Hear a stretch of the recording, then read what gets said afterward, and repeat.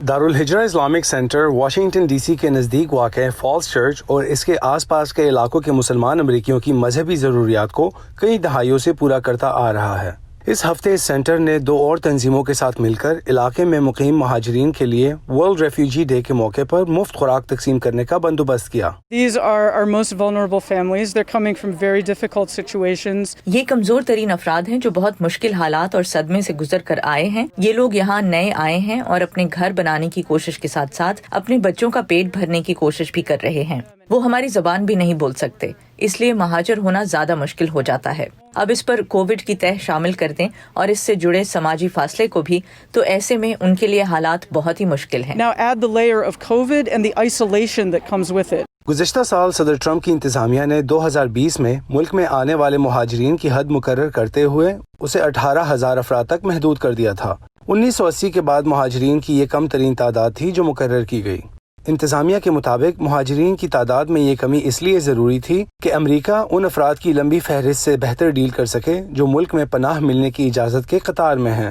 I'm American by the luck of lottery, by chance. I was born and raised in this country. میں American اس لیے ہوں کیونکہ by chance سمجھیے میری lottery نکلی کہ میں یہاں پیدا ہو گئی، لیکن اگر میں سرحد پار کروں تو وہاں رہنے والے لوگ بھی اتنے ہی انسان ہیں جتنی میں ہوں، وہ بھی اتنے ہی ضرورت مند ہیں۔ ہم اس قسم کی باتوں پر کتنا وقت ضائع کر دیتے ہیں اور بھول جاتے ہیں کہ یہ افراد اپنے ساتھ کیا کچھ لے کر آتے ہیں۔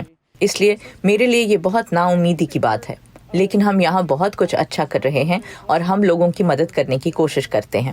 اور اس ایونٹ کے دوران یہ مدد نظر بھی آئی جب کمیونٹی کے لوگ صبح اپنے احتیاط لے کر سینٹر پر پہنچنے لگے۔ ان میں کھانے کی خشک اور دیگر مختلف اشیاء شامل تھیں، جس کے بعد رضاکاروں نے مل کر ان اشیاء کے قریباً 150 بڑے پیکٹس اور بچوں کے لیے چھوٹے پیکٹس بنائے اور تقسیم کیے۔ People are definitely really happy. You can آپ دیکھ سکتے ہیں کہ لوگ بہت خوش ہیں اور جب وہ یہاں آتے ہیں تو آپ ان کی خوشی دیکھ سکتے ہیں۔ اگرچہ یہ ایک معمولی مدد ہے، اس پیکٹ میں مشکل سے صرف 2 ہفتے کی اشیاء ہیں اور یہ چھوٹے سے پیکٹس ان بچوں کے لیے ہیں، لیکن وہ اس پر بھی اتنے شکر گزار ہیں اور بہت خوش ہیں۔